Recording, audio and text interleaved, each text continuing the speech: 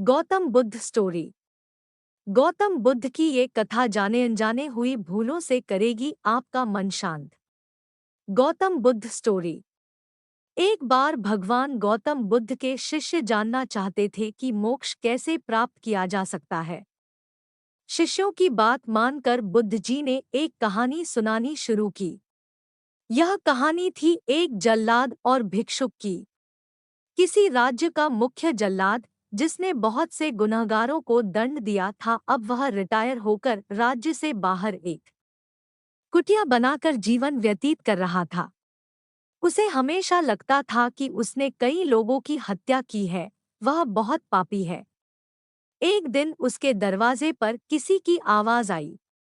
उसने बाहर जाकर देखा तो एक भिक्षुक खड़ा था। जल्लाद के मन में आया कि जिंदगी भर तो मैंने हत्याएं ही की हैं। आज मौका मिला है कुछ पुण्य कमाने का, तो इसे गंवाना नहीं चाहिए।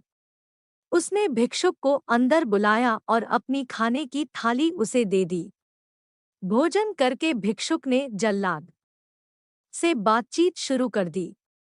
जल्लाद ने भिक्षुक को अपने जीवन की सारी कहानी सुनाई। जल्लाद की वेदना सुनकर भिक्षुक ने पूछा कि क्या तुमने वे जीव हत्याएं अपनी मर्जी से की थी? जल्लाद ने कहा, नहीं, मैं तो बस अपने राजा की आज्ञा का पालन कर रहा था। तब भिक्षुक ने कहा, तब तुम अपराधी कैसे हुए? तुम तो अपने राजा के आदेशों का पालन कर रहे थे।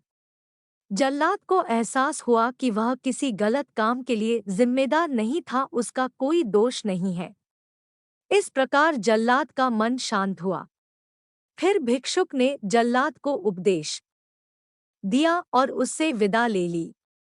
भिक्षुक को विदा करके जब जल्लाद वापस घर में आया, उसकी मृत्यु हो गई, जिसके बाद उसको मोक्ष प्राप्त हुआ।